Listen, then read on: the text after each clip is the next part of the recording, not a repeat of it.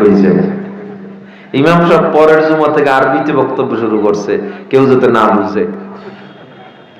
বুঝেন নাই? তাহলে বোঝা যায় ইমাম সাহেব সুদের বিরুদ্ধে কথা বলছে, কমিটির মন বেজার হয়ে গেছে। এই জন্য 60 থেকে 70% ইমামরা অনেক জায়গায় হক কথা বলতে পারে না, কমিটির ভয়। আল্লাহ তাআলা বলে, ও ইমাম, তোমারে চাকরি দেওয়ার ক্ষমতা আমার, তোমাকে রিজিক দেওয়ার ক্ষমতা আমার।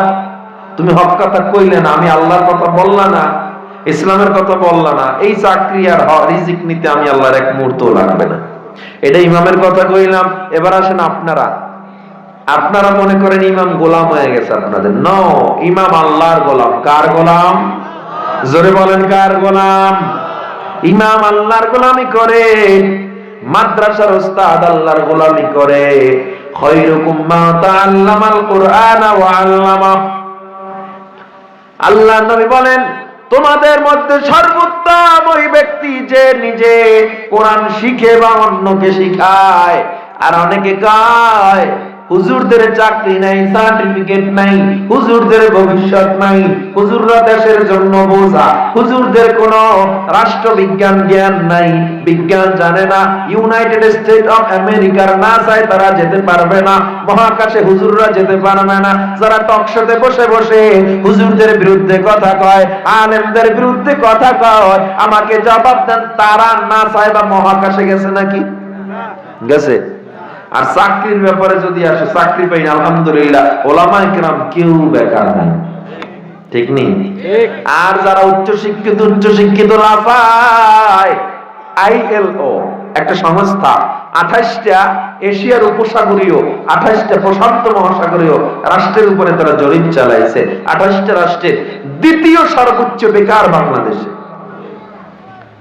43% যুবক 60,000 কোটি টাকার মাদক খায় প্রতি বছর।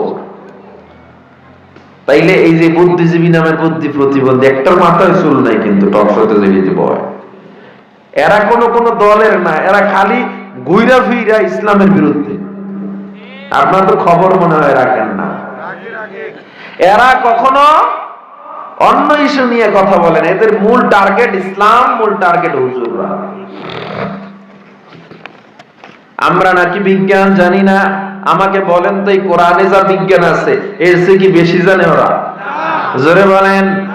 আমরা বিজ্ঞান জানি না, কে বলল?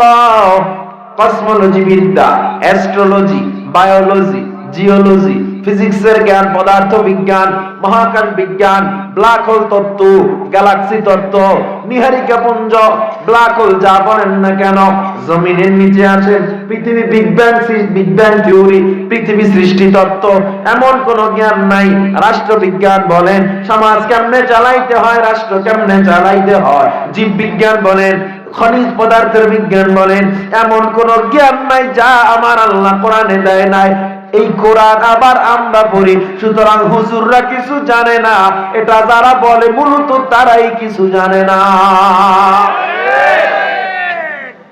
বিজ্ঞান নিয়ে কথা বলতে হলে আমার সাথে যদি বলতে হয়, একটু হুশ করে বলতে হবে, কারণ আমার কাছে কোরআন আছে, আমি এটা দিয়ে শিখেছি।